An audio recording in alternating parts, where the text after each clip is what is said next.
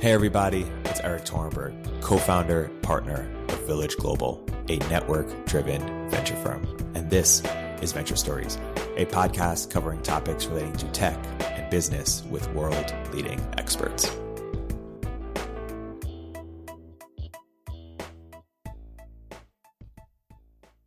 Hey everybody, welcome to another episode of Venture Stories by Village Global. I'm here today with a very special guest, Arnold Kling, economist, former web entrepreneur, and author. Arnold, welcome to the podcast. Thanks. Arnold, I'm excited to chat with you about, first, your personal moonshot, which is to replace neoclassical economics with a new type of economics, an economics that sees the old economics as history, and one that is focused on the new internet economy and moving forward. And before getting into this, first I want to ask, why choose this personal moonshot? You are a successful web entrepreneur. Why not become a venture capitalist or do something else? Why go back to your field of economics and choose this personal moonshot out of all the personal moonshots you could choose? I think being an entrepreneur is probably too stressful, especially at my age. As I look back at it, probably the most socially useful thing I could have done after I sold my business would have been to, try to start another business. But just remembering how stressed out I was, I can forgive myself for not doing that. So, but why not a venture capitalist? Those are pretty cushy gigs, as they say. I actually tried a little bit of angel investing and had horrible experiences at that, and just have no interest in it. I think part of the problem for me doing that is that I'm just not good at letting my sort of money be managed by other people's decisions, in a kind of a venture setting. I want to be in charge. I don't want to just sit there and as an investor. It didn't work for me emotionally. Yeah, I know you're not a huge Bitcoin fan. We'll get to that later.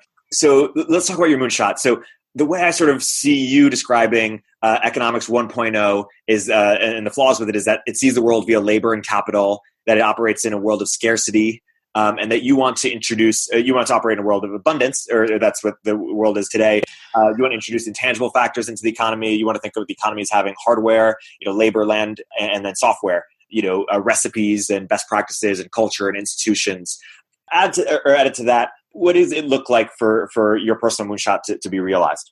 That's a challenging way to answer the question. I think the shortest way I can answer it is that I think what's wrong with mainstream or neoclassical economics is that it's too grounded in materialism and not enough in culture. So an economics that recognizes cultural factors and puts them, in the forefront rather than trying to hide them in the background and say, well, controlling for culture, then we have these things going on. I first was alerted to the materialism when I was reading many years ago George Gilder's book Microcosm from the late 1980s about the personal computer, and he makes a strong point that the insides of the chip, the materials is sand. I mean, sand is not inherently valuable, so the value all comes from the ideas and the human ingenuity that goes into it. So,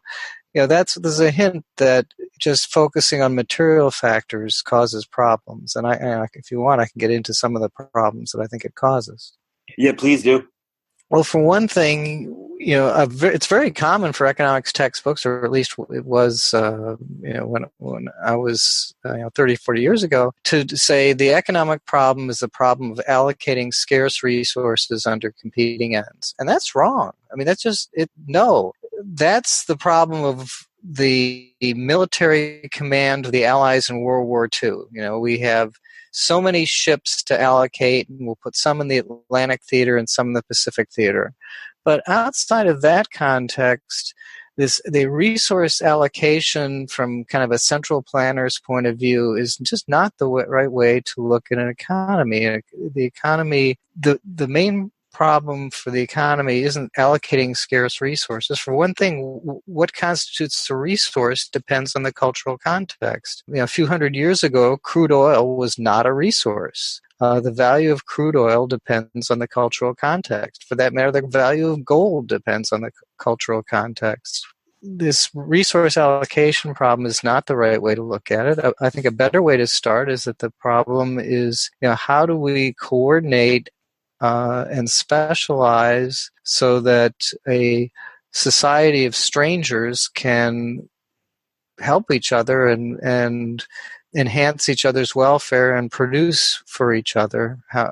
That's a question. Another question is, how can we handle innovation? How can we make sure that enough experiments are tried, that those experiments are evaluated, and that the better results survive and the bad results don't? Those are the real economic issues. Right. And what are the other big ones that, if you could wave a wand and change anything about what the sort of elite, economists and schools today teach and believe, what are the other big changes you would? Okay, well, I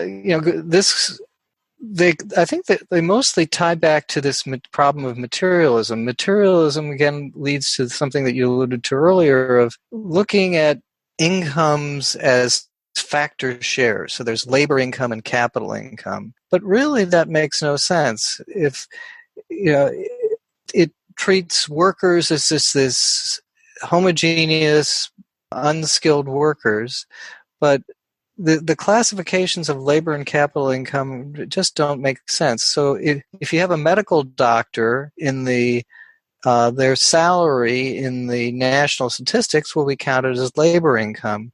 But that makes it sound like a medical doctor would earn the same thing whether they were seeing patients or whether they were working as ditch diggers. And that's just not true. So there's a huge element of what's called human capital in a doctor's income. And then if a business founder's income gets recorded in the national statistics, it'll be called capital income, as if what the business founder was contributing in exchange for the equity in the business was the machinery and office space for the building. But that's not what business founders contribute. They contribute their ingenuity, their creativity, their ideas, their organizational ability, their energy. And just to call that capital as if they were contributing machines and so on is it's just silly.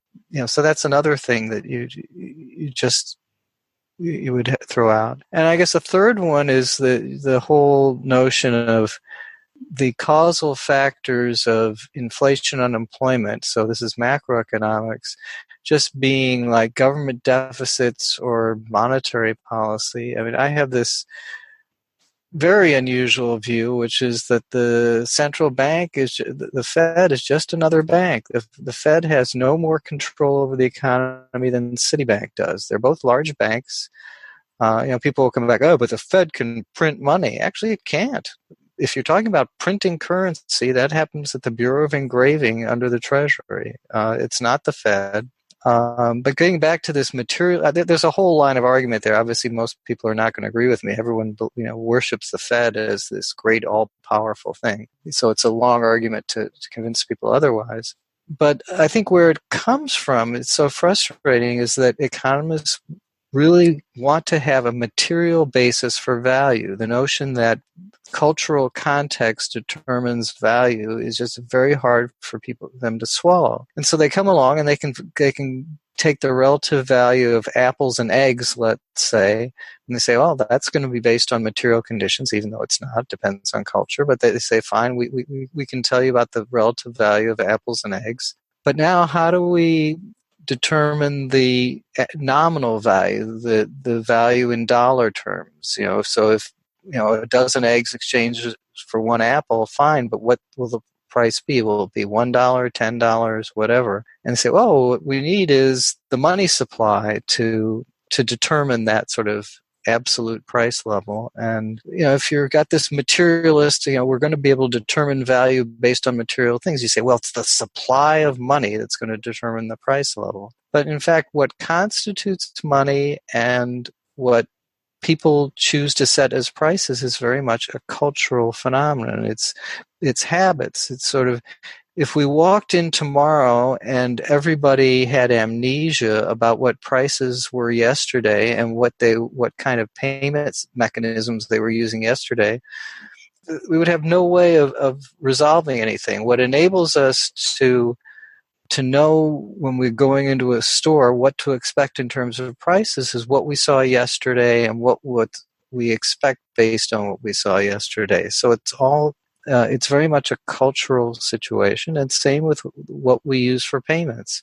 40 years ago, people didn't use credit cards for very many payments. They certainly didn't use Apple Pay or PayPal. So what constitutes money and how prices are set are just embedded in people's habits and sort of kind of everyday decisions. They're not a materialistic outcome of the supply of money. When you look at the differences between what you believe and what neoclassical economists believe, and you look back at the last 50 years or so, I think you credited Samuelson with popularizing some of these views. What are the biggest problems you think this outdated view has brought that you would hope to? I'd say number one is overconfidence about the economist as policy entrepreneur. So the economist says, I can identify market failure, and therefore I can, propose policies that will overcome this. And implicit in that is a lot of overconfidence about how the political process works, because the political process doesn't intervene in markets in the way that would begin to alleviate market failure, even if you really did identify it. Obviously, a lot of overconfidence about macroeconomics and the ability to control the level of inflation and unemployment. And just an inability to educate the public about how markets work, what functions they really perform, and their ability to coordinate economic activity. There's a strong use of models and mathematical models in economics, and when they're presented to undergraduates, they really oversimplify things. So when they teach trade, they teach comparative advantage of two goods, and it just makes it sound like economic organization is really simple. They're just, you trade wine for cloth. It's really simple. And so it doesn't enable people to appreciate the complexity of their society. And so they come out of, even as economics majors, with just an intuition that, socialism ought to work just as well. They don't sense the complexity of the large scale society. And where is this overconfidence and simplification manifested most problematically in terms of what policies would you have done differently or reversed significantly? Is it, for example, the stimulus in 2008, or what are some examples? Oh gosh, I'd say regulation in general. We have what's called the administrative state. We hand over to regulators powers that they have the legislative, executive, and judiciary power all in once, and they make mistakes, and the mistakes can be very prominent in financial regulation, for example. And I think just not correcting people's natural intuition to hate capitalism. Capitalism is now a boo word among young people, and these are educated young people. There's that Congresswoman AOC who's famously an economics major and who's all for socialism.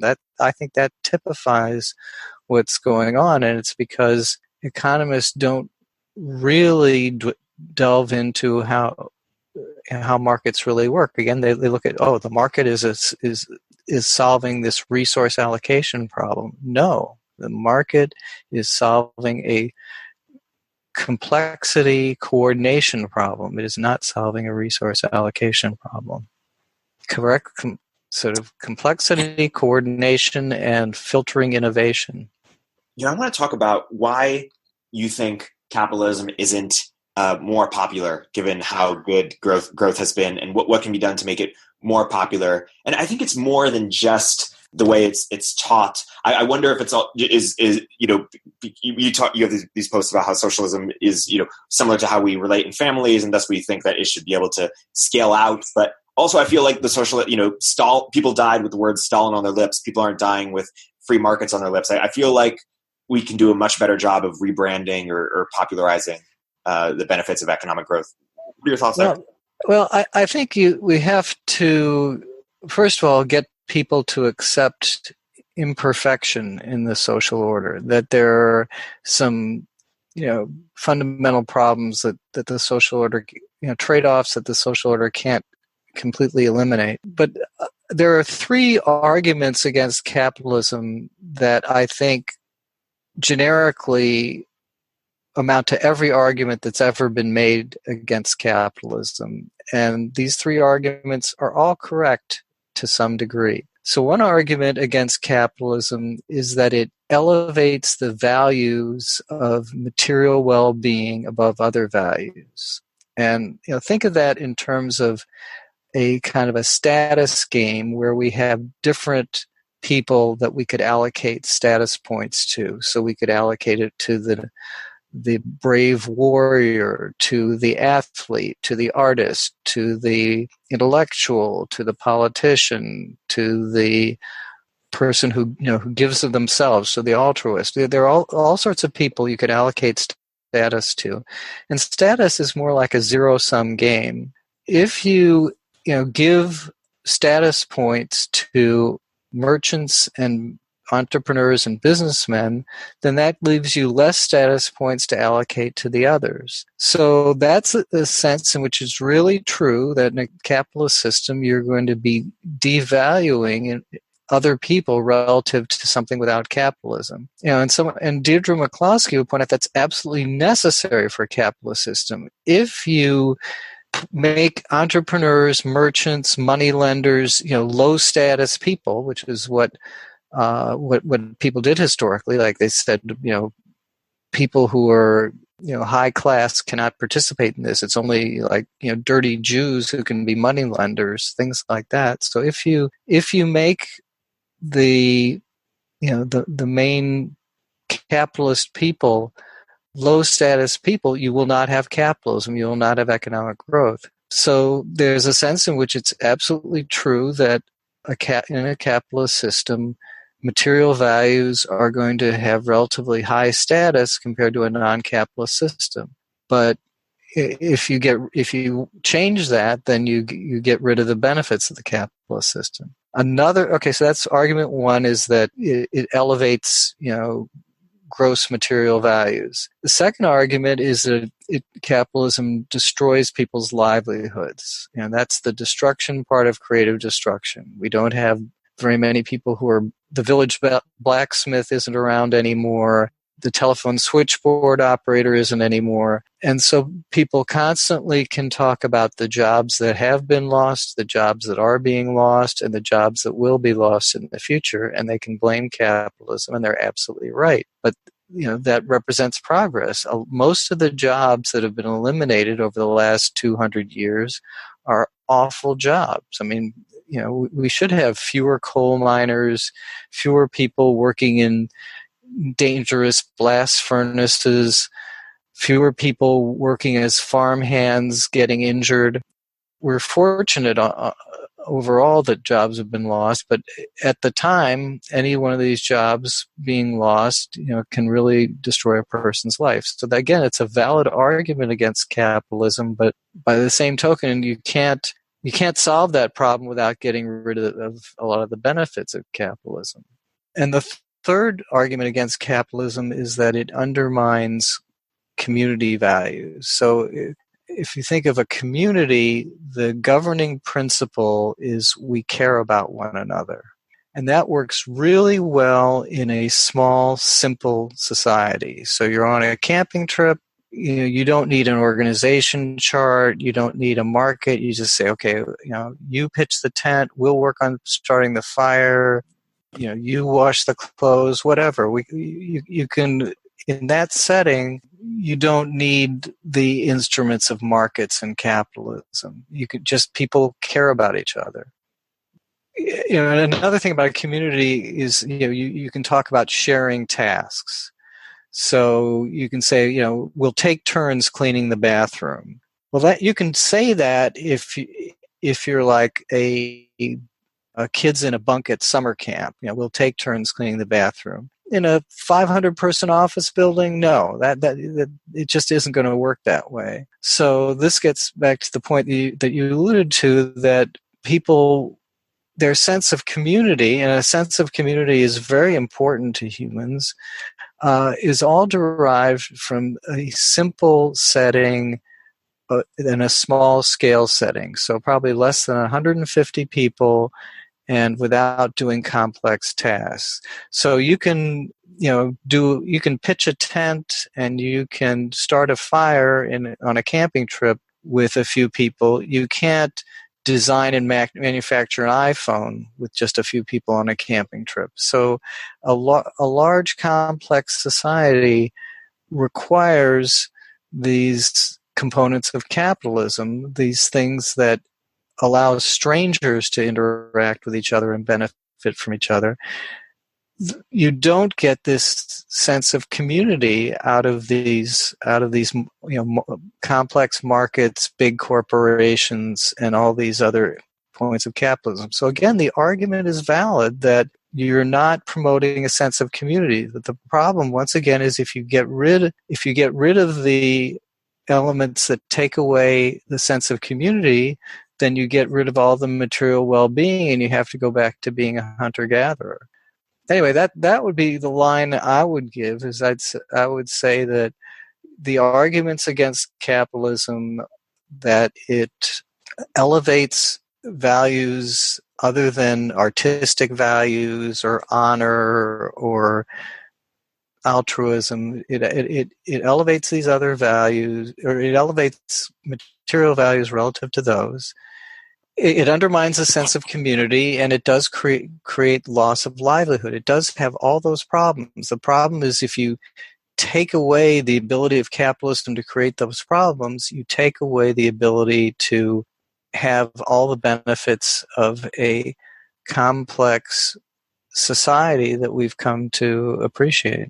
We take Tyler Cowen's sort of moral arguments for economic growth. Are there ways to have solutions to some of those problems that still promote the economic growth? And it seems that the values one and the community one are related in some sense. And I think I recall Adam Smith writing about the need for a strong moral fabric, which I think used to be religion. What are your thoughts as we think about ways to solve these problems or even address them in ways that also create economic growth? Or don't take away from them? I think it's maybe sort of the biggest challenge we face, and I don't necessarily claim to have solutions. Somehow we need to obtain the values of community belonging, the sense that you care for me and I care for you, and we need to retain our support for artistic values and other values, alongside or along with the instruments of capitalism. I don't know that there's a simple solution. I think that's something people are going to argue about and debate for quite a while. One hypothesis is that some people say that markets took away, by making people less reliant on each other and less dependent in general, that more of the needs met. It took away some of the older forms of community building, but that the internet will help bolster new forms. So in the past, perhaps it was around dependency. Now it's around shared interests, or it's around markets replacing some of the social functions of Airbnb for childcare or homeschool or other areas where we can now work in new ways. One way to think of it is sort of in a pre-capitalist economy, there is a lot of personal dependence. So you're in a hunter-gatherer tribe, or in a small village, and everyone that you depend on, personally. In a market capitalist economy, there's impersonal dependence and there's less personal dependence. So, when I was growing up, people hired their neighbors' kids to mow their lawns. Now they hire strangers to mow their lawns. There's just not, as we become more specialized and more capitalist, a lot of these community bonds just disappear. I think that's kind of inevitable, and I think that's something we have to struggle to compensate for. Whether the internet can be a vehicle for creating these community bonds, I don't know. I mean, there are some people who say that that's absolutely the wrong way to go. I mean, I guess David Brooks comes to mind. It's like, the more attached you are to your internet internet gaming community or some other community that you relate to on the computer, the less attached you will be to your neighbors. Your neighbors might be complete strangers to you, and that that represents a challenge. Maybe we have to kind of fight against that and compensate for that. Yeah, I tend to think there's something of a tyranny of proximity or something, where there's sort of these value judgments placed on people who are just closer to us, but may not share our interests or share our values. And I think in the past decade, the internet has helped us meet them online, and perhaps the next decade it'll help meet the people that we most connect with offline too. Or that would be the utopian version. Yeah. Or that VR will get so good that it'll feel like it's yeah. Yeah. Well, who knows what will happen? At some point, when sort of augmented reality and becomes real, and of course it's a real challenge. We may completely recover the sense of closeness that we may have lost. I mean, just imagine living in a small town 30 years ago, a thriving small town, but so people know each other. There's just intuition of how who needs to be helped and how you can help them, versus now you take those people and you move them to the city and they live in a giant apartment building and they don't even know each other. Will we recover some of that closeness with kind of an augmented reality world? I don't know. And I also heard this one critique of money I found interesting. It was saying that money is to social value roughly as a cave painting is to vision, which is radical simplification. And we've moved past cave paintings to photography, movies, and VR, and we need to do the same for money in terms of how we imagine social value. What do you think of that? A little too airy-fairy for me. Sounds about right. Another critique you didn't mention, but that some people bring up, is that it's not sustainable. That in Jeffrey West's book Scale argues that long-term sustainable economic growth is an oxymoron. That eventually we always pick up pace to match sort of our needs, but that eventually there will become some sort of, I don't know what the argument is exactly, some sort of singularity or some sort of resource constraint. What are your thoughts there? I think that kind of sort of constraint is so far off in the future, it's not worth worrying about. I mean, there are constraints like, you can't use all the energy in the universe and so these really, long-term out there constraints. In the meantime, in the real world, I don't think, sort of constraints like that are going to be what hit. Is that how you feel about environmental concerns broadly, or what would be your proposed solutions? In the environment, if sustainability means leaving things exactly how you found them, which seems to be what some people want to have for sustainability, then you have to go back to being hunter-gatherers, and as hunter-gatherers, sort of make sure you don't gather and hunt too much. So that isn't going to happen. We are going to change the world. We are going to combine molecules into other molecules, and that's just how we are. But the total amount of molecules and the total materials are pretty much constant. There is that constancy of the law of conservation of matter. So I think environmentalists have to can't simplify things and say, oh, it's not sustainable or we're going to run out of resources or something. They have to come up with some more specific scenarios about how certain activities, certain chemical activities or economic activities are going to raise costs in the future that in ways that aren't being accounted for now. So, if you believe a climate change story, then that would be a legitimate case of building up costs in the future without paying attention to them now, and that could cause a potential large problem. Yeah. Zooming out a bit, in your book Unchecked, in the last part of the book you talk about the problem of government not having the same trial and error feedback loops or accountability measures that the market has. You propose potential solutions for that, for ways for there to be competition within governance, and some of the sort of backbone. And this is over a decade ago, but some of the intellectual infrastructure that's inspired things like charter cities in new cities today, which are starting to become more of a reality. We might be still a few years out, but I say that as sort of a segue to, as plenty of money is segueing that way, we need to sort of think about first principles, the role of government, where government should step in, where it should not step in, the intersection between public and private. So how do you think about the role of government, where it should step in, where it is stepping today, and where it should get out, which I assume you'd say is most of it? Or well, okay, so I think any kind of start from scratch approach has a lot of disadvantages. So that's, charter cities has a lot of disadvantages. Seasteading has a lot of disadvantages. Where I think, saying we're going to strip government down to nothing and then start it all over again, I just think it's very unlikely. It's more like we have to start from where we are and kind of grope our way in the direction we want to go.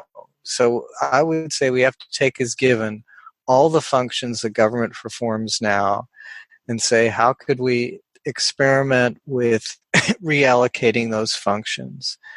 And as I best recall suggesting in the book is sort of dividing our governments into smaller units, allowing people to secede in certain ways, trying to unbundle government services. So I have to go to the same government for public schools, for garbage collection, for courts, and so on. If we could somehow unbundle that gradually and sort of say, all right, well, now you can have some choice about garbage collection, even,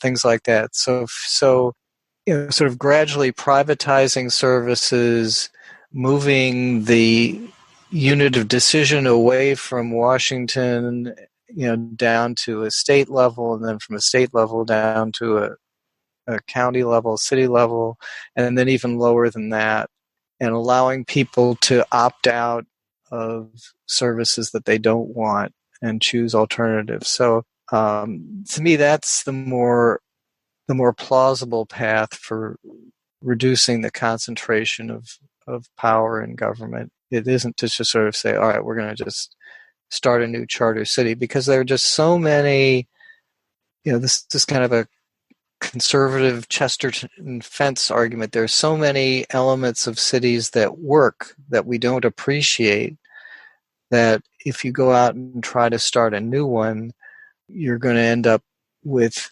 2 or 3 advantages, which were the things that you thought about designing, and then, 1,000 disadvantages, which are things that you didn't think about, which are already embedded in existing cities. What, if anything, do you think should be strongly done at the federal level, done in a big way? For example, military, or what should we be doing there, and any others that come to mind? Well, that's a good question. I think I would say ideally it's just the kind of a final court, and I guess sort of ensuring interstate commerce isn't impeded by what the states do.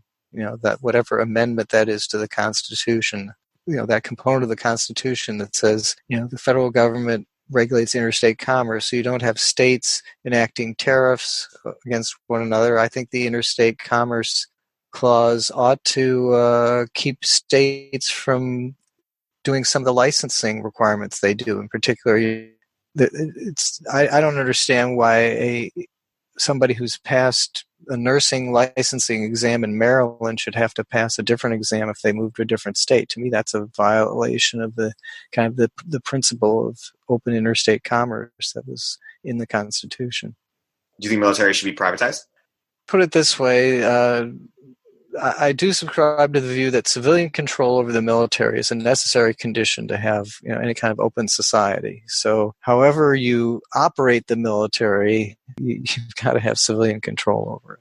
We'll get to crypto later, but one of the biggest things that the rise of Bitcoin has brought is a awareness of government's control of the money supply and printing money, as we talked about earlier. Do you think government should get out of the printing money business? No, that's something, again, I think people have the ability to evolve plenty of payment mechanisms, and so I don't worry about the fact that the government has the power to print money. What I worry about in that context is the government just going crazy with deficit spending and finding itself with a need to cover deficits by printing money. That is, to do what the modern monetary theory people say it can and perhaps should do, is just print money like crazy to pay for things. And I think that gets you to the Weimar Republic or Zimbabwe or these other cases of horrible hyperinflation that just wipe out that wipe out the financial system. And to that end, how is it going to play out in terms of our deficit, in terms of our debt? Do you think a sovereign debt crisis where people lose confidence in our ability to pay their debts is possible? I think it's possible. I don't think it's in the near-term future. I think what the corrosive effect it's going to have is the political contest between various interest groups is going to get a lot tougher. So if you go back to the situation in around 1970, or 75, when the debt to GDP ratio is really low and we haven't overcommitted ourselves to make Social Security payments and Medicare payments to people who are going to live much longer than was contemplated when those laws were passed. So if you go back to then and we have a decent fiscal situation, then when there's a little bit of strife in the political process, you just throw some more money at it. You pay people off. But now we're at a point where the issue isn't, well, what kind of goodies can the government hand out? We've really come down to a point where it's, what are we going to have to take away? Who is not going to get the Social Security that they've been promised? Is it going to start 10 years from now? Is it going to start 20 years from now? The longer you wait, the harder it's going to be. And at what point are we going to default on debt in some way, not pay bondholders the full amount or inflate away the value of bonds? Those questions are going to come up in the next 15 to 20 years unless there's some, huge economic growth dividend that makes the deficit seem small. Right now, governments significantly involved, among other things, in agriculture, education, banking, transportation, housing. Should it wholesale get out of any of those, or virtually get out of any of those, or how should its relationship form? If it were up to me, it would gradually back out of those rules. So in each of those areas, I would design a plan that over, a 5, 10, 15-year period, its involvement phases out. But of course, that's not, that's me being the fantasy despot. That's the political reality is that's not the way it's going to take place. Within that world, let's just talk about finance for a second. Do you worry about systemic risk in terms of, everything being interconnected? In 2008, we saw that interconnected markets can create systemic risk. Is there a world where, markets eat everything, that it creates even more of potential for systemic risk? I think the financial sector is in some ways symbiotic and similar to government in that both depend a lot on a you could call it a consensual hallucination. So if people stop believing that government is legitimate, then government can't govern, right? People won't obey. If people stop believing that financial institutions know what they're doing, then financial institutions will collapse because people won't they'll run on the banks. And so you have this situation where that financial institutions and government both share this very, compelling need for people to believe in them and to support them and to have faith in them. They also find that they can help each other with this. That is, banks can help people have faith in government because by banks buying government debt and sort of allocating credit in a way that the government gets it. And the government can support the banks by making it appear that the banks are never going to fail, deposit insurance are too big to fail and so on. So you have this relationship. It's necessary, I think, to have a good society, for people to have some faith in government and some faith in the financial system. But what we saw, I think, in 2008 is kind of what happened when people had too much faith, and the banks in some sense couldn't live up to it. When there's that much faith in mortgage-backed securities, the mortgage-backed securities ultimately are going to be backed by junk, and then the thing collapses. So it's an intriguing problem of finding a balance between people having too little faith, in which case banking doesn't take place and all sorts of things don't take place as a result of that, or having too much faith and then these people make very unwise decisions and things collapse. So I would say that the problem of dealing with finance is the problem of somehow maintaining a balance between not having too much faith and not having too little faith. I would add that I feel more comfortable with a financial system that's somehow easily repaired after a few institutions collapse than trying to have a financial system that couldn't possibly collapse. I just think that's an oxymoron. And any financial system can have major institutions collapse. I think that's inevitable. So my line is try to make the financial system easy to fix. Don't try to make it impossible to break. You can't do that. Yeah.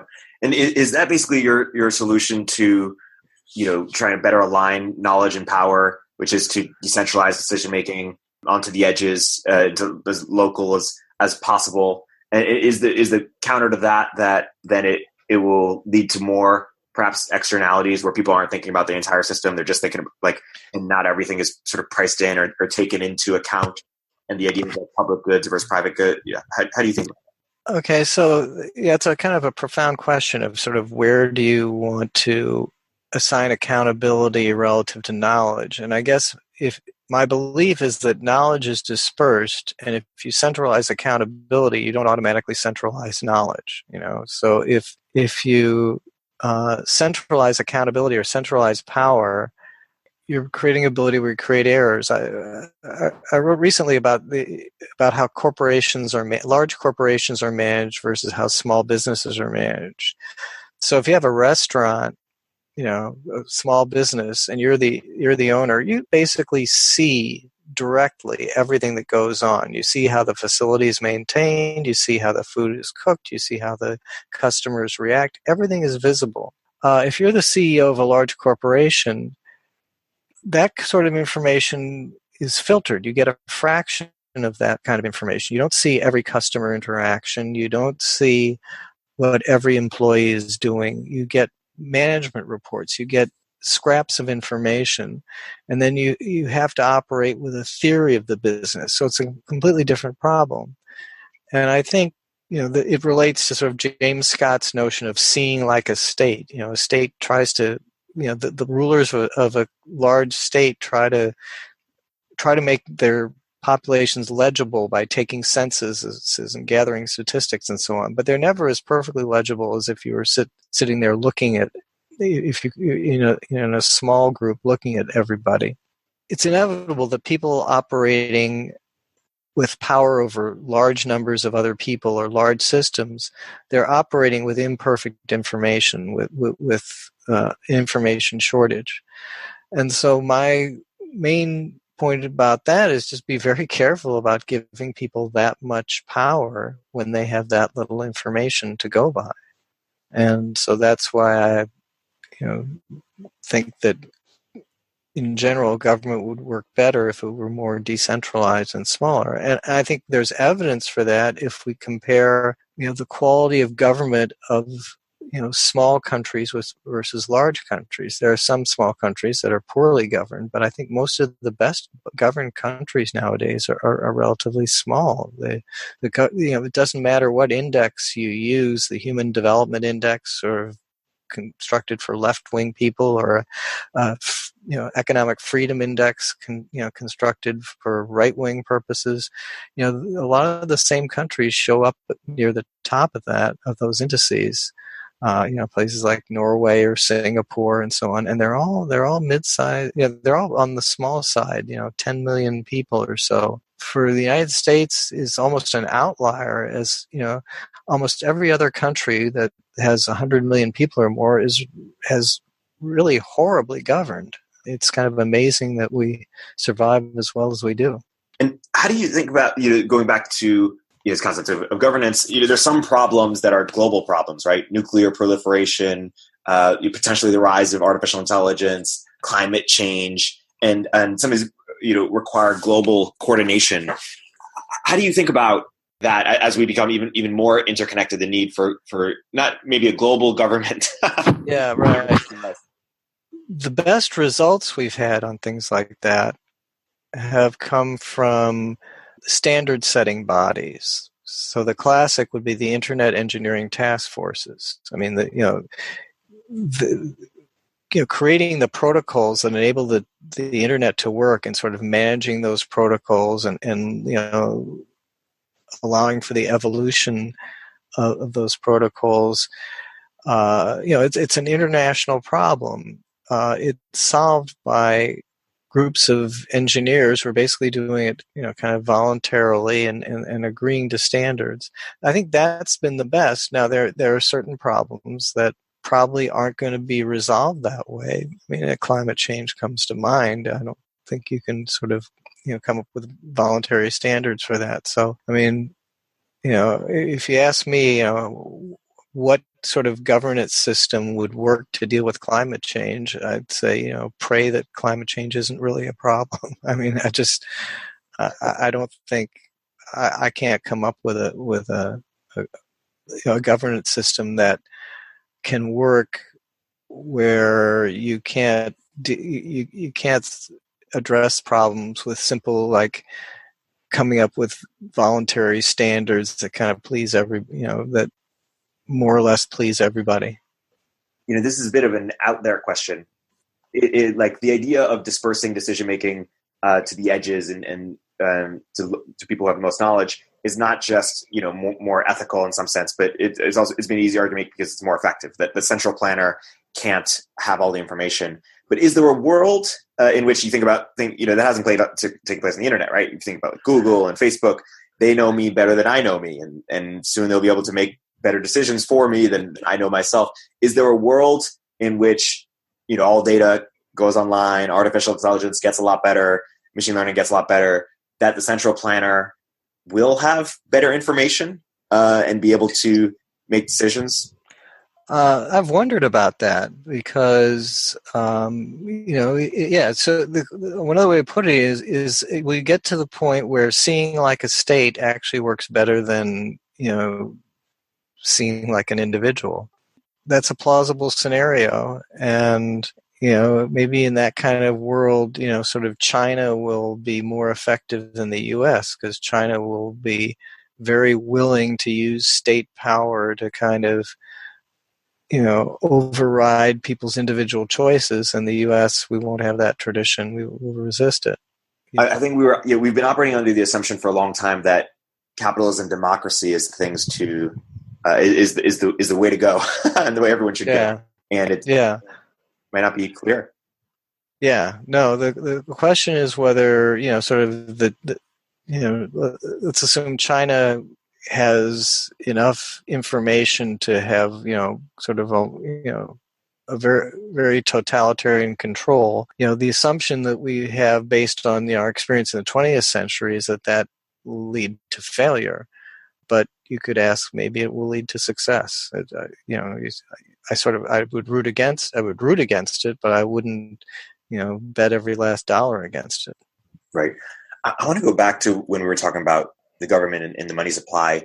How do you think about monetary policy? Should we continue striving for 2% inflation every year, and broader. If you were despot, what should be the role of the Fed? In what extent should it exist, if at all?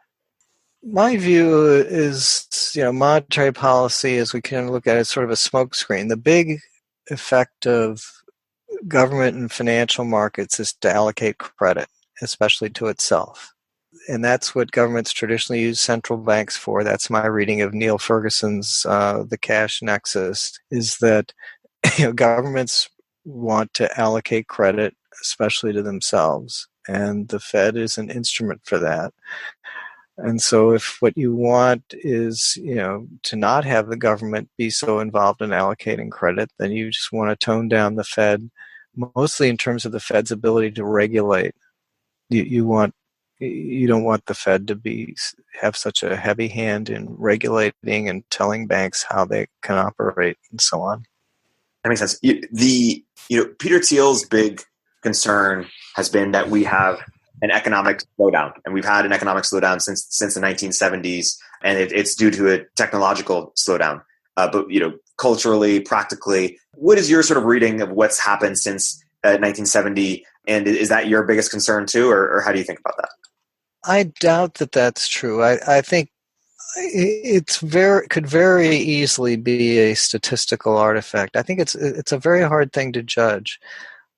Our statistical system was developed first for an agricultural system, agricultural economy, where we're counting bushels. And then we adapted it to the industrial economy, where we're counting, steel girders. Now we're trying to adapt it to this economy where so much of the value comes from intangible things, and I just don't think we know that. And when we try to, so we kind of fall back on kind of anecdotal impressions. Well, this town and this demographic group is doing really badly. This group is doing well. I mean, you have this classic fight about whether is inflation bad or real incomes going up or down. And so people say, well, look at how the cost of a refrigerator has gone down, how the cost of a computer has gone down, how with an iPhone you have sort of what would have been thousands of dollars, some people even say $1 million worth of appliances as of 30 years ago. And so they say, well, the standard of living is going way up. And then other people look at healthcare and education and just the steady increase in prices and that, and say, oh well, standard of living is really falling. Anyway, but I tend to take the more upbeat view. I think our standard of living has actually been going up fantastically, but you can't refute the people who believe otherwise. Like Robert Gordon and Tyler Cowen and you say I guess you take the market juice argument, which is consumer surplus is just not identified in the numbers, but things are better. I just don't think we have the data capabilities to deal with the contemporary economy. I mean, we don't even come close. And so the government puts out numbers, and people run with those numbers, and they take the third derivative of the ratio of output to number of workers, and it's just I mean it's just such garbage. But it's sort of like Kenneth Arrow had this line, I guess, when World War II. He was involved in some statistical weather forecasting, and the people who were doing it wrote a memo saying we're not good at these like 10-day forecasts or whatever. We're no better than random. So we should stop doing these forecasts. And the memo came back down to them. Yes, the general knows that these forecasts are worthless, but we've got to keep, but we got to keep using them. That's kind of the way I feel about people who are using the national statistics to try to draw inferences about the rate of productivity growth. It's just they've decided that even though the numbers are worthless, they're going to run with them anyway. And this brings me back to your personal moonshot, which is what happens if we win? Let's say we overthrow neoclassical economics and implement economics 2.0 or whatever you want to call it, what changes? And one example of a change could be, instead of looking at GDP, we look at what you propose, occupational satisfaction. Yeah, well, you've read very deeply. Yeah, behavior is based on subjective things. Costs are ultimately subjective. The materialistic view is like, oh, we can tell you what something costs based on something objective, and this gets back to that all these examples of like, well, what is the value of crude oil? Well, it depends on the context. What is the cost of the components of a personal computer? Well, the silicon costs nothing. It's all the ingenuity that goes into it. So inevitably, we can pretend that we're doing objective things like measuring bushels, tons of steel, and so on. But in the end, we're stuck with things that are subjective, and that creates challenges. So, having said all that, I've proposed that we simply ask people what gives them occupational satisfaction, or we try to relate their occupational satisfaction to some objective conditions like safety of the occupation, opportunities for autonomy, money compensation, so on, and then track those components over time and say, well, this.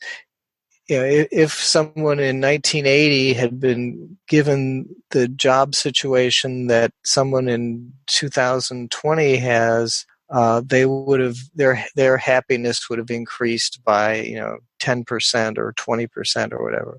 That I don't have a 100% confidence that can be implemented, and that if it were implemented, it would be of great value. But I was just throwing ideas out there to try to get people to stop just trying to rely on things like GDP, which is ultimately an attempt to add up bushels of wheat and steel girders and satisfaction from Facebook and somehow throw that together into it isn't even satisfaction from Facebook. All they're going to add up is the advertising spending on Facebook. So, I mean, the indices of economic performance are just not adequate, or just so bad that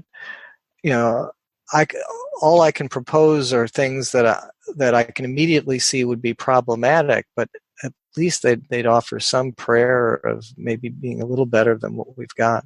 Right, and I think Tyler and many others will pick up graphs of showing GDP correlation with things we really care about, health, education. Are those just sort of coincidences, or not coincidence, but misleading in some way?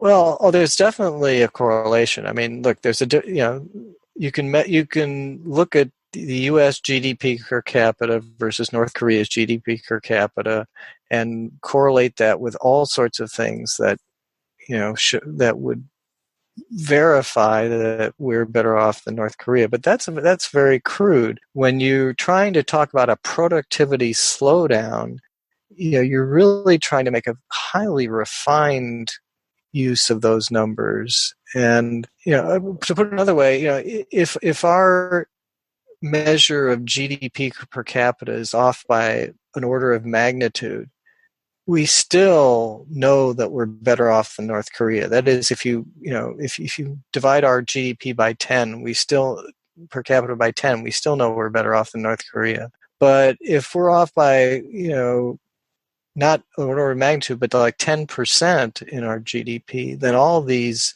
stories about a productivity slowdown are baloney.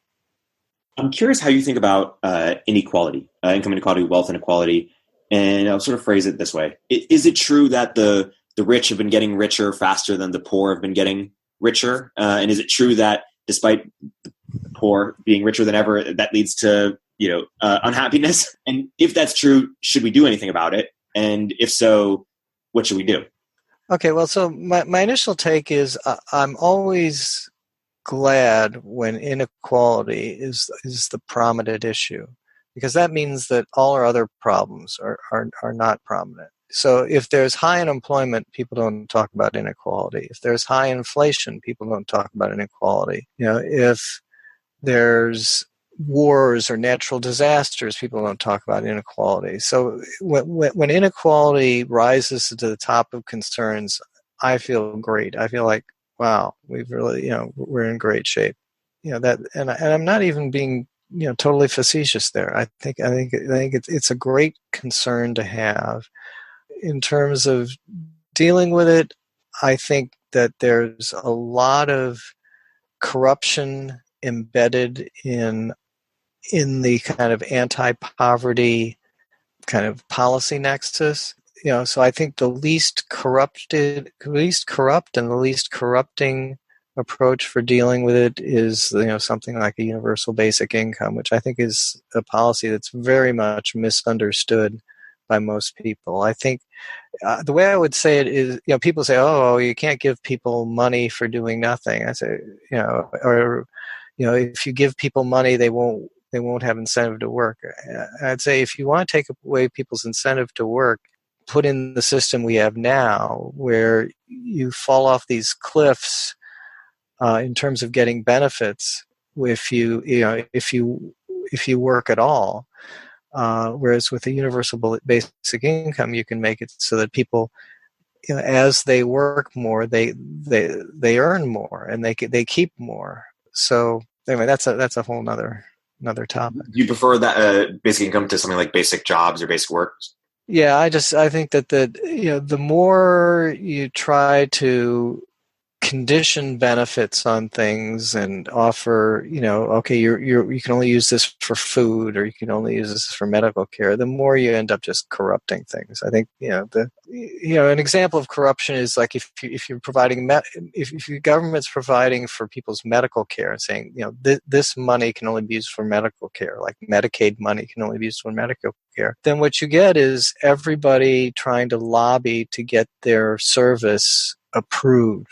So a yoga teacher says, "Oh, well, what I'm doing is therapy." It's corrupting. Another view or another topic that's touched on some of the topics we brought earlier is sort of this debate in the last few years that's become more popular with Trump about nationalism versus globalism. And I think the central topics there have been around immigration, trade, and to some extent terror and just foreign policy. And I think the elite view, and we'll get to Martin Gurry in a bit, is that the elitist view is that the nationalists are just totally wrong. But there's some, elite, like Eric Weinstein will say that no, immigration is actually a bit more complicated than the elites feel. It's not just open borders for everybody, or that trade's a little bit more complicated than the elites feel. It's not just we don't even have free trade currently, and the deals are currently unfair. And China is actually not bad, and that terror is obviously more complicated too. What are your views on that? Well, a lot of it's sort of outside my comfort zone in terms of talking about. I'll start with trade again. I'll go back to my position on global governance, which is ideally you have sort of private task forces working to resolve things. So, with the disagreements about China, to the extent possible, if you could have, representatives of tech companies in the U.S. and China talking to each other and trying to come up with standards on these tough issues like intellectual property and so on. I think that's better than trying to come up with with treaties that have to get through the Senate and so on. I just think that getting the people who are most closely involved and knowledgeable about it directly negotiating would be my preference, and negotiating without the pressure of threats of use of force. I mean, when the internet engineering task forces to get together, I mean, there aren't people standing behind them with guns, So I think that's just a more preferable way to go about doing that. As for other issues of national borders and so on, I think that's just a little bit too far outside my area of expertise for me to say I have a useful thing. I mean, I can see why some people want borders, and I can see why some people think that borders are a real infringement on people's freedom. So Brian Kaplan's been very vocal about the need for open borders. And are you in his camp or unclear? I doubt that I'm in his camp. I think the proposal that I've made is that get rid of all the rules regarding immigration and just switch to a pricing system. Just say, okay, if you can come up with $10,000, you can come in and immigrate, or pick whatever number. That's an imperfect system, but it's obvious we have an imperfect system now. The question that's before us is really whether we have the will and the means to enforce any system. So I think the first question to ask about any immigration system that you have is, can you really stick by it, and do you have the will and the means to enforce it? And anyway, so I would hope that the pricing system would be something that you could come up with, but that could be workable, that potential immigrants would accept. But you can easily come up with arguments why that is as unworkable as anything else. Totally. I want to go back to what was going to happen to jobs. And there's this argument that everyone's going to become sort of gig economy workers and entrepreneurs in the future. And the argument sort of goes like this: automation is going to kill all jobs except the ones that require creativity. But most people see jobs as something you learn once and then can repeatedly do for the rest of your life. And it's scary for people that they're going to have to reinvent themselves all the time, that they won't have security. Our schools aren't built for it. Society isn't yet built for it. We might be wired that way in some ways, but it'd be a huge shift. Do you think that's going to happen? I don't think it's going to happen quickly. Somebody made the point to me a week or two ago that human drivers are actually really, really good. I mean, there are certainly lots of bad drivers and bad driving that goes on, but human drivers are amazingly good, and it's really quite challenging to get an autonomous vehicle to drive as well as a human being. And I think there are all sorts of that plays out throughout all sorts of these occupations that are supposedly threatened, is that what we're going to find is that humans are not quite as dumb as they seem.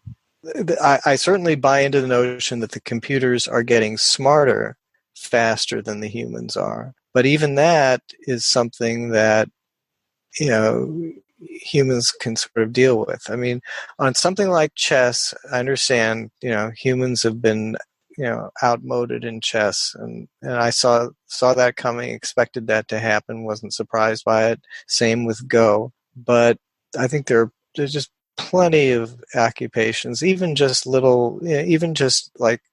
assembling components in a factory. It's going to take longer than people are implicitly assuming for humans to be replaced. I'm curious to talk about Martin Gurry, and you seem compelled by him for a few reasons. And there's sort of these broader questions around: is truth what democratic, or is truth what most people think, or is it people who know best and who determines what truth is? And that's playing out in many aspects. Where's your take on that, and what do you think Martin Gurry really understands? Okay, if I would describe the theme of Gurry's work is that with new media, the public is more aware than they used to be of the imperfections in the elites that, the top newspapers, maybe the top universities, the top political leaders. So the public is more aware of their flaws, and the public has more tools at its disposal for protesting and for organizing against the elites. And so you can throw together things like the everything from the Arab Spring to the Yellow Vest movement in France and put that into that framework. And so I think that's a useful framework. But Gurry also makes the point that the public inherently does not have a way of implementing or even formulating a coherent positive agenda. It can protest, but it can't implement. So Brexit is a great example of that playing out, right? The public in Britain was able to vote for Brexit and essentially protest Britain's having to have open borders with other European countries, and which I think was the main real source of protesting, and protest having Europe Brussels make rules for Britain. But then when it came to actually implementing Brexit, no one's been able to figure out how to do it. And I think that's the classic. That would be a classic Martin Gurry story of the public now knows enough to protest the elites, but the public doesn't have the ability to implement an agenda, and so we're in this kind of dynamic. Going back to sort of who has the knowledge, in one of your books, you outline sort of 4 different archetypes. The Hamiltonian archetype, which believes that the bankers have the knowledge, or the Wilson archetype, which is that it's in our institutions, or the Jeffersonians is that it's in academia, or the Jacksonians, which is it's in the populists. And you this is a long time ago, but you argue yourself as a Wilsonian. Are you still a Wilsonian? Has that changed at all? And if so, like, what have we learned about institutions and culture and the intersection there? And what would you say on that topic? My current thinking on that is I look at it a simpler trade-off between sort of taking your cues from tradition or taking your cues from reasoning something out and saying, okay, from first principles, this ought to happen. And, so that, a conservative, classic conservative would say, there's a lot of knowledge that's embedded in tradition, traditional folk ways, traditional religions, traditional habits. And if you try to use your own individual reason or the mimetic reasons of the moment, you're going to make mistakes that you hadn't anticipated. I think the conservative view has a lot of merit. So, but if on the other hand, it's obviously true that you can reason your way to better ways of doing things than just traditional ways of doing things. And I think the way to deal with that is to have, to allow sort of cultural evolution to operate, to not try to impose the most rational system from on high. But that's, you have to be very delicate and careful about even saying that, because the internet engineering task forces are at some, when they comes down to it, they're imposing a set of protocols on the rest of us who wouldn't know how to assemble an internet. So inevitably there are going to be some elites who are building systems that the rest of us have to live with. I mean, I don't think we're going to design the internet by popular democracy. Yeah, it is interesting. I think there are these sort of fringe but very intelligent and powerful groups within San Francisco or Silicon Valley ecosystem. One of them, if I understand correctly, is known as the neo-reactionary movement, and that is basically the what movement? Neo-reactionary. Okay, sure. Which is basically trying to replace government with tech CEOs. Is my yeah, right. Okay. I could be incorrect. And then there's another group that says, no, there's just too much baggage. Let's just exit. Let's exit. Yeah. Start new cities. Start new countries. Yeah, I think all those views lean too much to the rationalist side. So if you put at one pole, what is the most reasonable, rational way of solving problems, and the other pole is what can we take from tradition, and and starting from tradition evolve towards solutions. I'm way close to that traditional pole. Let's not throw everything out. Let's start from where we are and try to move in a better direction. Makes sense. Thinking, another, we can talk about centralization versus decentralization. On a micro level, another way to think about it is generalization versus specialist. Being a generalist versus being a specialist. And you mentioned you're reading Range right now, which is all the rage. And what's your take on on the book and that question? Well, I haven't finished it completely. I think at some points in the book he does emphasize that both specialization and generalization have their virtues. In, specialization tending to have virtues in certain contexts and generalization having virtues in other contexts. And that's kind of what I would expect. I think there are other points in the book where I'm a little worried that he kind of gets over enthusiastic about non-specialization. So, but that's my take so far. You've also written a book about politics, the three languages of politics. And there's this argument that I'm curious to hear your response to, which basically says something along the lines of that technologists and Silicon Valley used to be aligned with the left, traditionally defined under the era of Obama, and that it was supporting things like the Arab Spring, very democratic principles, but that at some point it became too powerful and threatened some of the main left institutions, namely journalism with BuzzFeed, et cetera, Facebook, et cetera, Harvard, education with things like the Thiel Fellowship, and maybe even elements of entertainment, and became the enemy of the left, and has now gone more right in some ways, maybe in some secret ways. And you see the rise of things like intellectual dark web. Does that resonate with you? Where would you push back on that?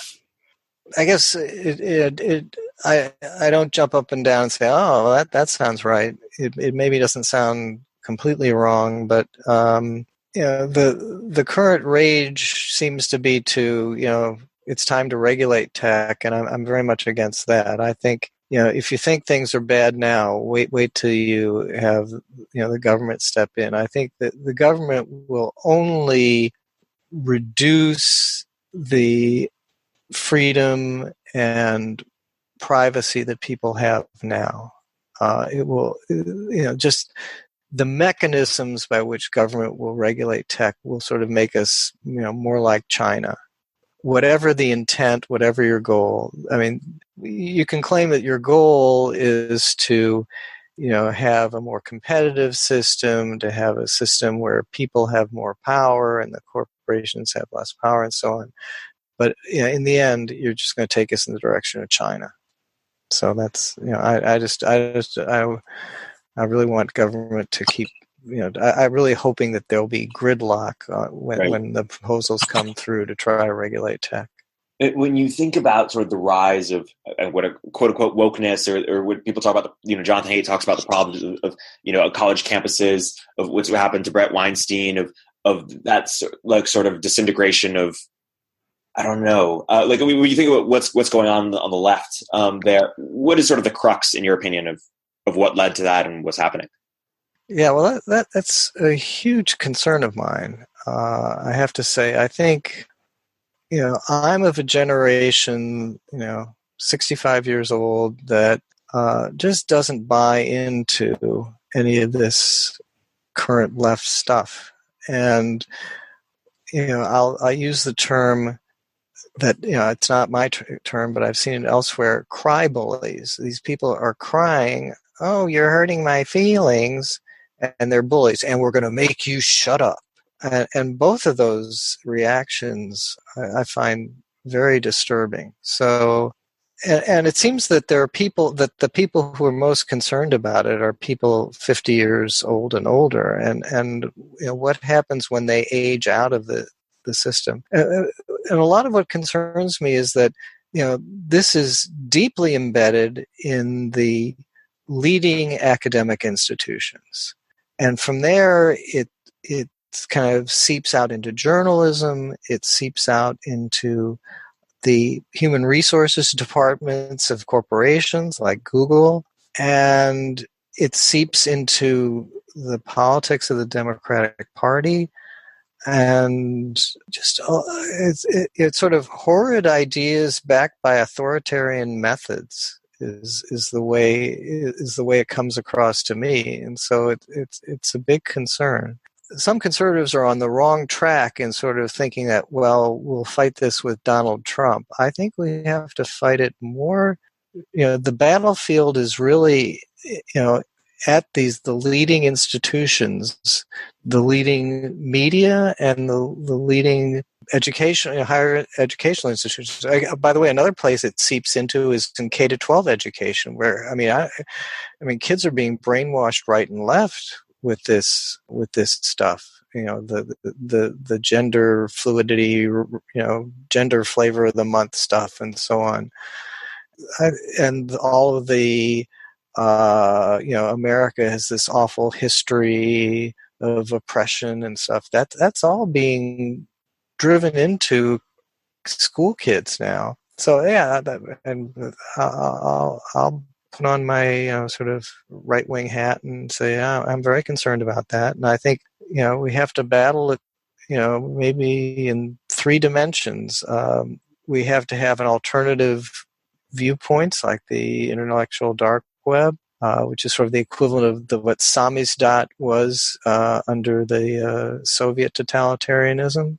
I think we need to try to fight within the academy the way Jonathan Haidt wants to with heterodox academy, try to bring back the better values.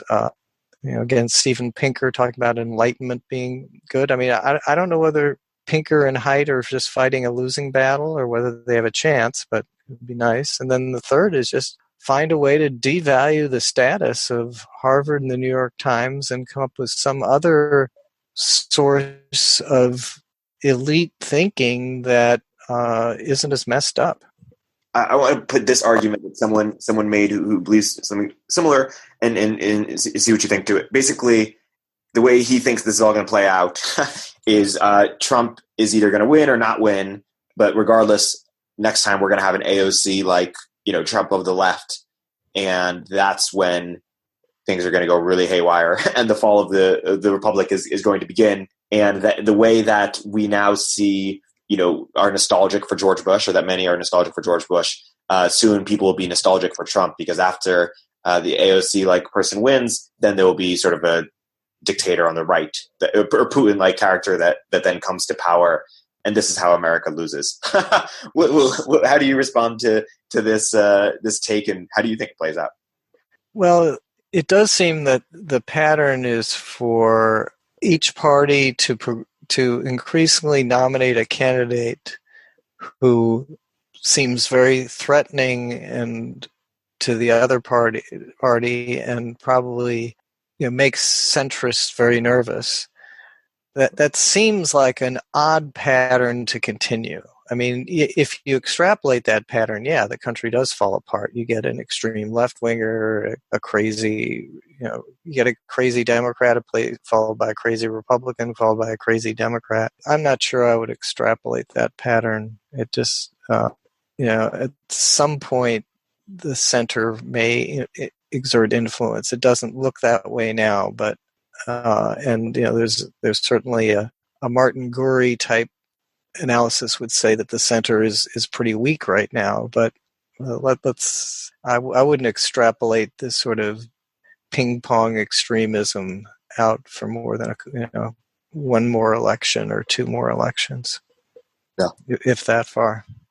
I know you've been a famous or outspoken crypto bear. I want to bring three arguments on why crypto might be interesting, why you might be interested in it, and see how you'd respond to all three of them.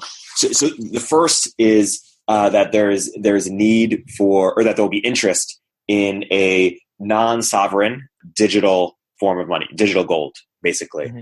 And that while gold will have always have some advantages, namely it's been around for a long time, that digital gold will also have some value advantages, namely it's more transferable, portable, fungible, and that there will be a need for that, and Bitcoin will serve that need, and that Bitcoin has sort of some power on its own, that money is an illusion or the bubble that never pops, that Bitcoin has, because it has sort of a Jesus-like rise and figure, and such a passionate tribal community around it, that it will retain value over time, and that at minimum it can try to serve the use case that gold has served over time, store value.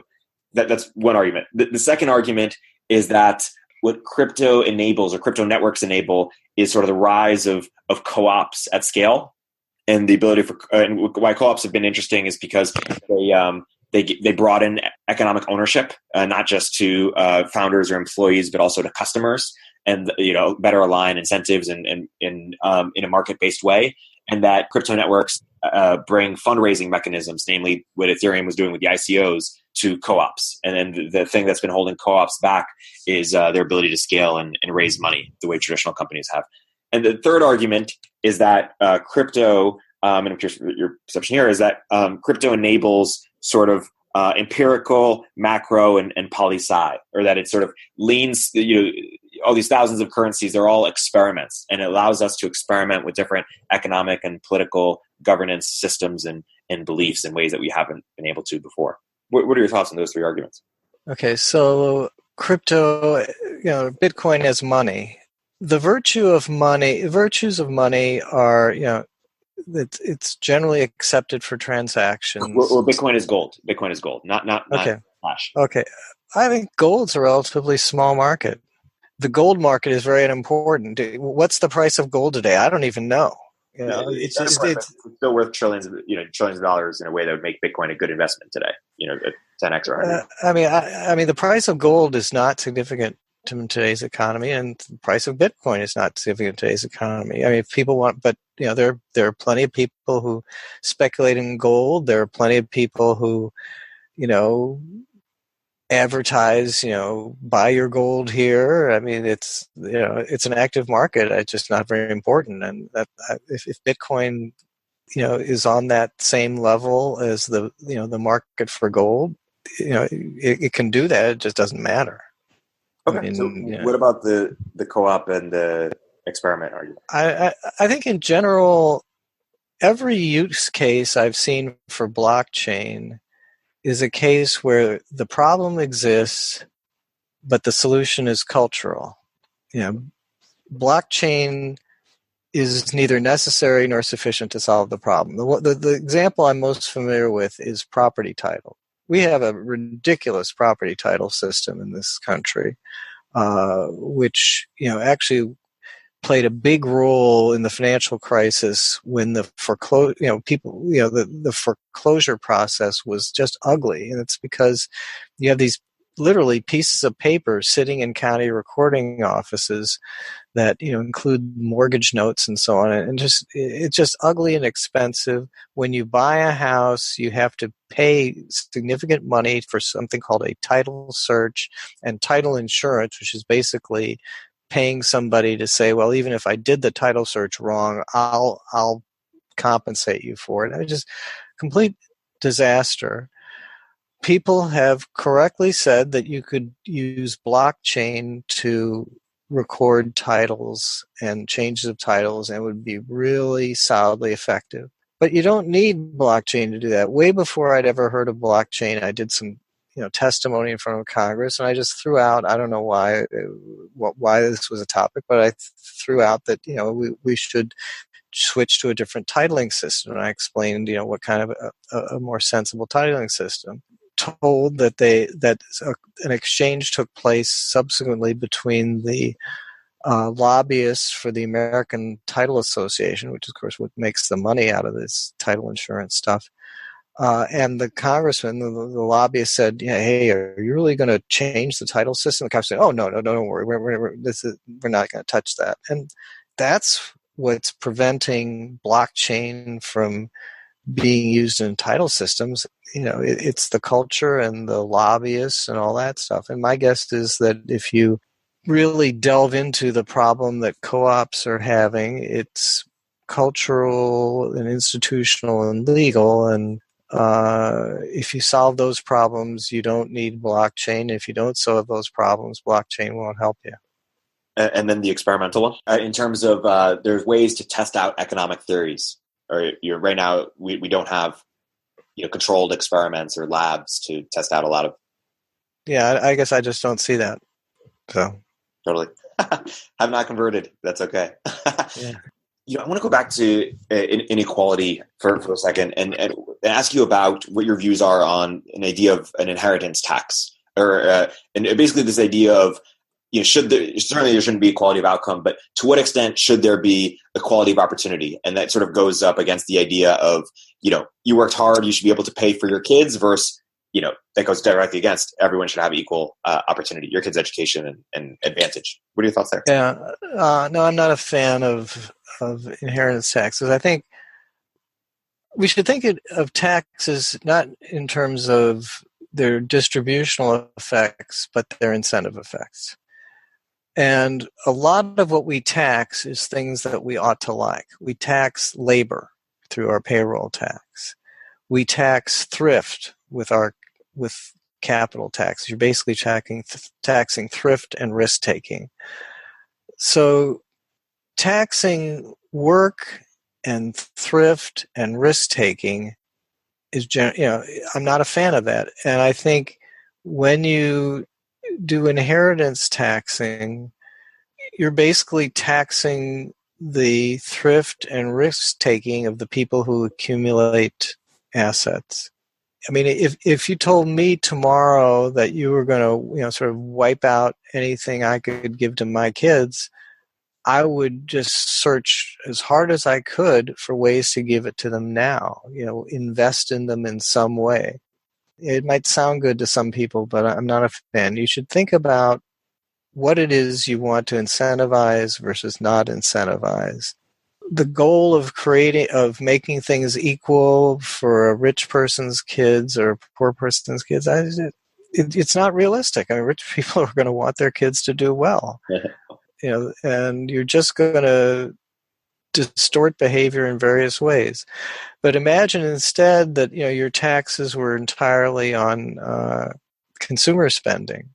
So if I give a big inheritance to my kids, it's up to them how they use that. If they use it to invest in physical capital or their own human capital, they don't pay much taxes. If they splurge and spend it on wine, women, and song, then it'll be taxed away very quickly. So I would think in terms of, what activities are you taxing, not who you're taxing or how much wealth they have. Well, you wrote a post last year about, you find Minerva somewhat interesting, a new university venture backed, but somewhat private, but somewhat disappointing in that it's top down, essentially planned. And I guess I'm curious for what's your sort of ideal. You could wave a wand and change anything about how we do education. What might that look like? The first phrase that comes to mind is controlled experiments. Whenever I've talked about controlled experiments with people, randomized control trials, whenever I talk about that with people in the field of education, they go, what a horrible idea. You're experimenting with people's children.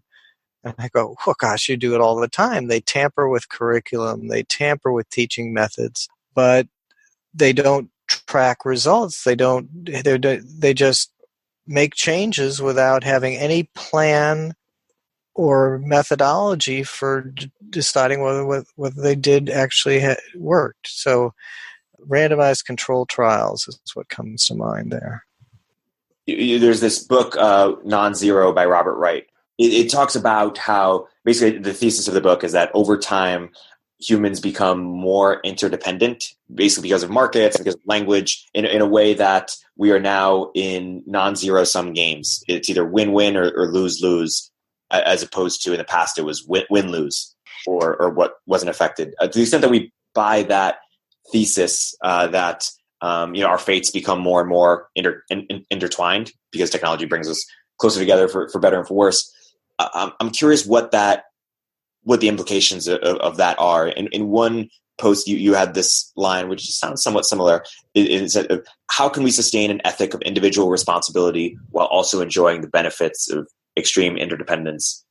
Yeah, well, I think we've alluded to this earlier, that we want a sense of community, of explicitly caring for each other and of having personal interactions. And yet the market capitalist system, the benefits of that come from the impersonal interactions and the extreme interdependence on people we don't know. So just about everything that you consume was probably touched in some way by millions of people that you don't know in order to get it to you. So there's this extreme interdependence, yet at the same time we want this sense of community, and that's a real challenge. In terms of zero, non-zero, I still think status is basically a zero-sum game, and to the extent that people care about status, that there's going to be competition and tension and all sorts of issues there. I mean, one of the advantages of market transactions is that they're positive sum. You get something you want, I get something I want, but status may not work that way. There's this belief that popularized by René Girard and others, that it's mimesis and similarities that drive status, and that the more different we are, the more we can escape those status competitions, or we can all win, or be less comparing ourselves to others, and in small groups and in big groups where when it manifests as identity politics and nationalism and tribalism. Does that resonate with you? The need for distinction? I would really like there to be a case where there are sort of many different competitions, and you can decide which ones you care about, rather than a whole bunch of people coalescing around the competition for, let's say, political power.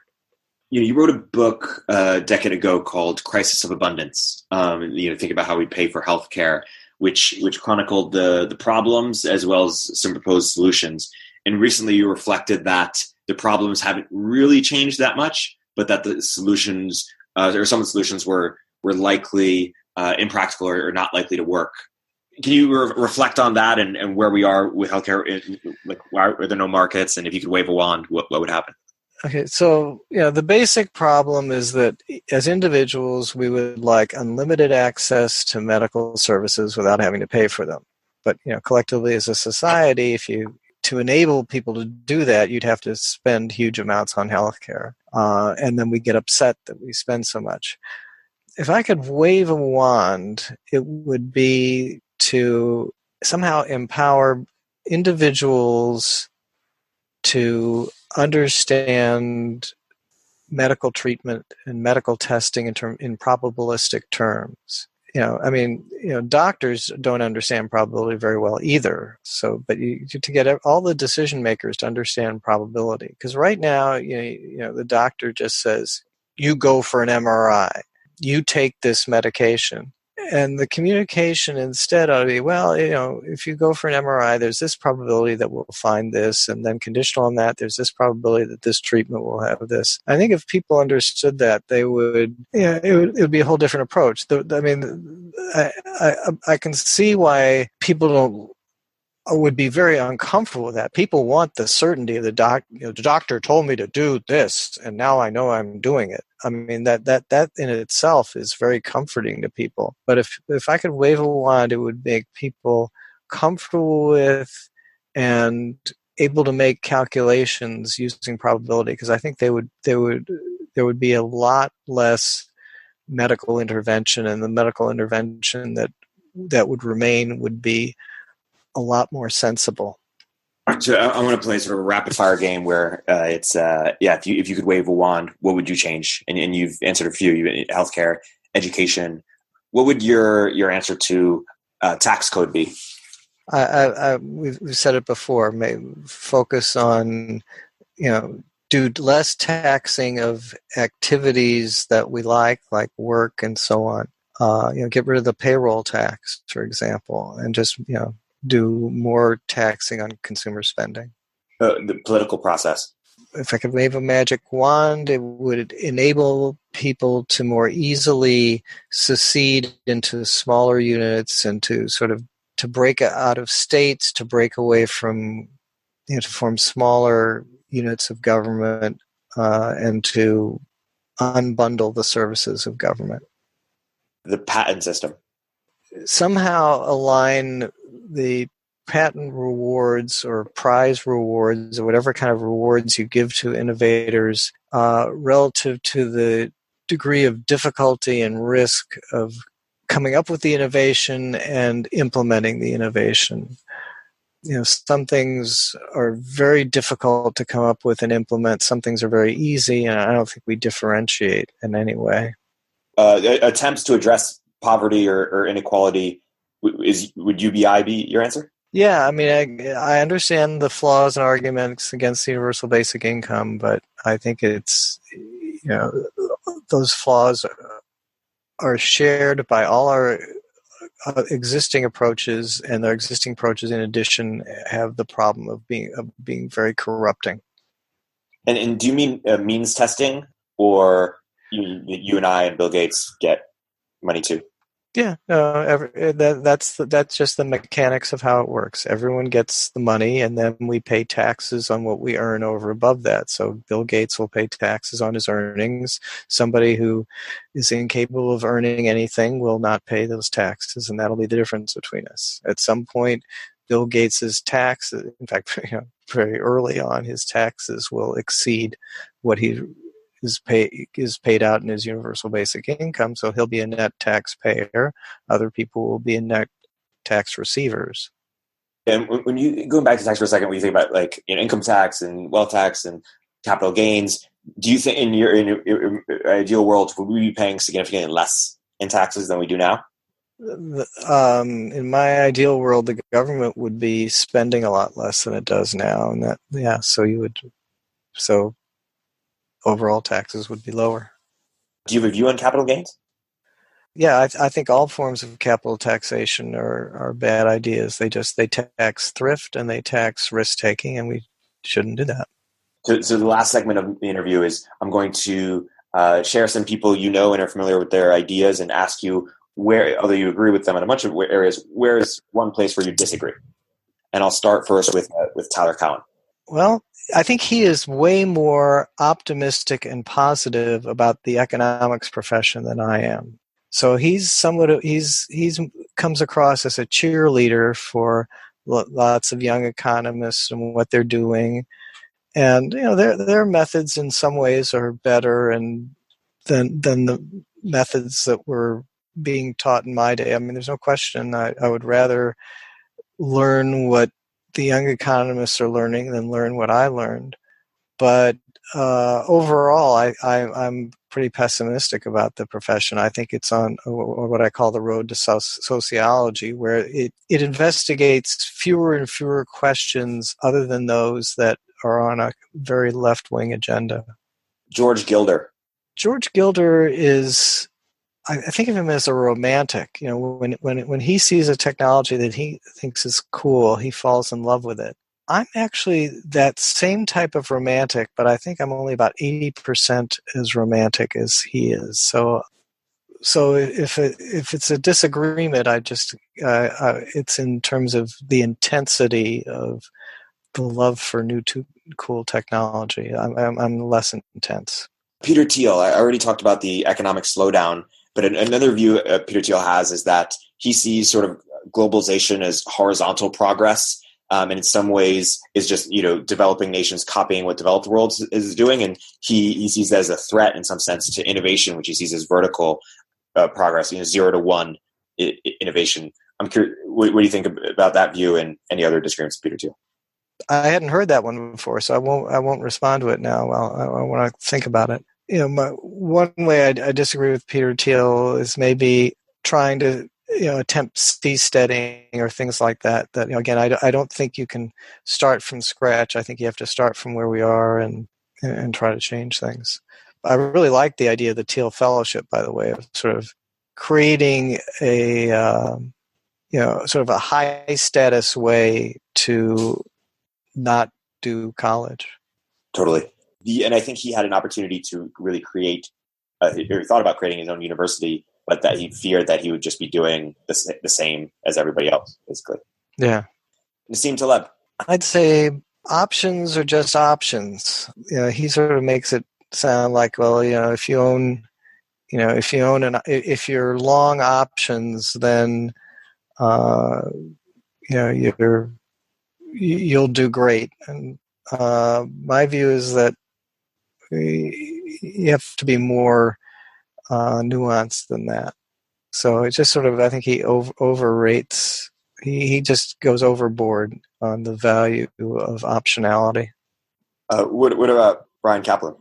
Well, I talked about this sort of reason versus tradition stuff, and I see him as being extreme on the reason side. I mean, if he could wake up tomorrow and get rid of any tradition that he thinks is stupid, he would do it. And just no respect for tradition at all, whereas I have a lot of respect for tradition. So that's my perception.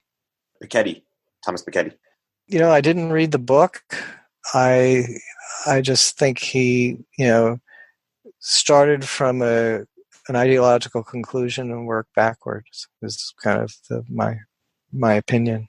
And I know you really didn't like this book, Radical Markets, and specifically Glenn Wild, but I'm curious to focus on two ideas in particular. One is the notion of private property, and his proposal is harbinger taxes, and then the other was quadratic voting as a way of improving democratic process. I'm curious about your belief in those two ideas. The whole style of, let's do something completely new and different because I have reasoned it out and figured out how it's going to be better. That whole approach is just contrary to my approach. Again, start from what it is and incrementally work your way in the direction that you think will help. Grope your way. Don't come up with radical policy proposals. I don't like that style at all. Yep. Robin Hanson.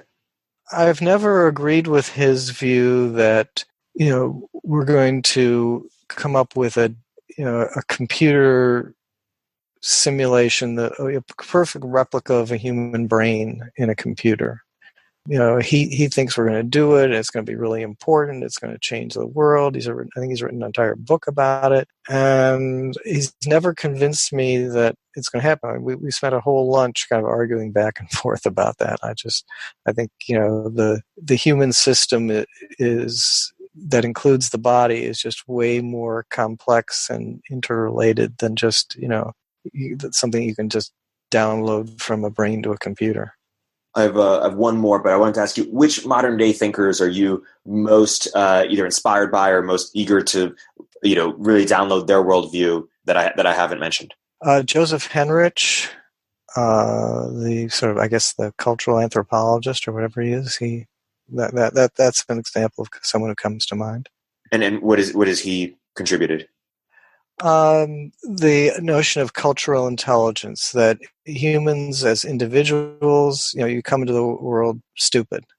And, if you were deposited into a different environment, let's say you were, put into the jungle or whatever, you'd be hopeless. I mean, even if you had your iPhone and there was an internet connection, you wouldn't know how to get food or how to prepare food or what's poisonous or whatever. So we come into the world stupid, and then we absorb all this culture, and that's what makes us intelligent. I thought it's a very profound view, and so he's done some other things too. He was one of the people who really anticipated the issues with the replication crisis, what we call the replication crisis. So he's a big deal. Given that the replication crisis exists, what should we do with some of these fields? Like, should they just be downplayed in importance, or should they go away altogether, or should they start from square one and try to rebuild? Or I'd say try to rebuild. I alluded to Tyler Cowen being a cheerleader for new economic methods. Some of these new economic methods involve finding very specific situations that you could say, something happened that generated what amounts to a controlled experiment. And then they try to generalize the result from that weird situation in some specific culture and say, well, now we know that labor supply reacts like this to that. So I think research methods in what are called the social sciences and what I would prefer just called the disciplines that study human behavior. I'd like to leave the word science out of it. I mean, the research methods are a real challenge, and I think we just have to keep working really hard at examining methods and questioning methods and hopefully filtering out over time the stuff that turns out not to be durable and keeping the stuff that's verifiable. Yeah. Eric Weinstein has written and talked about how he spent a lot of time in academia and suffered from groupthink and then left to join the VC world. You seem to be an independent researcher and because you were a successful entrepreneur, but are there negative senses plaguing academics to do things that are, sort of confirmation bias or to pursue, like, how would you reform academia? Wow. In terms of the research process, I think that's another case where the government funding is corrupting, because it's all about getting a government grant, and that means you have to sort of suck up to the right people, either directly or indirectly, and it creates power centers and groupthink and all the rest. So my first thought is to sort of reduce the role of government and increase the role of either sort of people doing unfunded research or getting their funding from prize funds or from maybe private foundations. But if there's too much, private foundation money can be corrupting too. So, but anyway, that's my concern. There is that if government plays too big a role, then the people who control the purse strings, the scientists or the people who are at the National Science Foundation or the National Institutes of Health or whatever, just develop too much power, and that outsiders have too little chance. Going back to your cultural evolution point for a second, are you, at risk of simplifying, are you more in the camp of Hobbes' natural state of war versus Rousseau's no idea of noble savage? Oh yeah, There's no, I think civilization is an amazing thing, and you take away civilization, you remove people from their traditions and their habits, and you end up with Lord of the Flies. Yeah, so we were born into violence and educated out of it rather than the opposite. Yeah. And would you say that view is pretty definitive at this point, definitively accepted, or is there still open question, or it's unanswerable question? I think it's a major dividing line between conservatives and the left. I hear myself in this interview as coming across as very conservative, and it's probably true. And somebody on the left would say, "Oh, people are naturally great. It's these systems that get imposed on them, like the patriarchy and capitalism that sort of make people bad. People would be great if we could take off get rid of these horrible institutions." So I think that's a classic left-right division. Yeah, and religions served, I think, more on the right in terms of certainly the idea of original sin. Do you see religions gaining in prominence in the future or decreasing? I'm one of those people who thinks that there is a need. There are personal needs that were served by religion that might be served in other ways and could be served in dangerous ways. Like people could take their politics and turn it into a religion and start to excommunicate people who disagree with them and so on. I don't think we're going to go back to earlier religions. I think of that as like trying to squeeze toothpaste back into a tube. I think people have become disenchanted in the technical term. That is, they're just not. Once you've reasoned your way past some of the things that religion has, you're not going to go back to it. It's interesting. Religion, the micro benefits, I think, are unbundled and replaced by things like CrossFit and SoulCycle and lots of different types of market solutions. But the macro, Eric Weinstein has talked about. We don't have communal sense making institutions anymore. People are getting personalized information, personalized everything, and we don't have common narratives that we all abide by. And religion used to really serve that, both the origin narrative and the future narrative. Yeah, that's a valid point, and that's an example of a need that religion served that people are going to look to other things for, and the other things may be worse. Yeah, I wonder what fills that vacuum. Yeah. Fittingly, as our last person, Russ Roberts. I think I have a hard time coming up with something that I fundamentally disagree with him about. I think we've influenced each other in some ways, so that, if he started off at one place, I moved him, and if I started out at one place, he moved me. So there's not much left to disagree with fundamentally. Hard to come up with something. Well, I've listened to perhaps all 10 of your guys' episodes, so I'm grateful for that over the years. And it fit, appropriately honoring Russ. My guest today has been Arnold Kling. Thank you for a great episode. Okay, thank you, Erik. You're a very thorough interviewer.